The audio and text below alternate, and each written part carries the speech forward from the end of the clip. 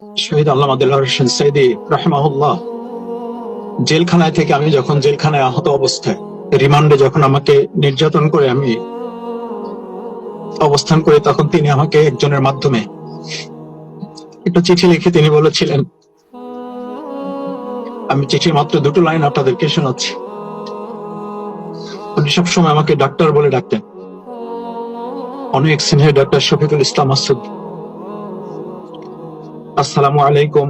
কতটা বছর অতীতের গর্ভে বিলীন হয়ে গেল, তোমার আকর্ষণীয় চেহারাটা দেখি না, চমৎকার সেই বক্তৃতা শুনি না।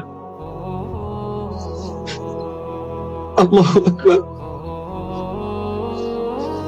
কতটা নিরহংকার, কতটা মানুষকে উৎসাহিত অনুপ্রাণিত করার বটবৃক্ষের মতো মানুষ হলে আমাদের মতো এত ছোট মানুষকে তিনি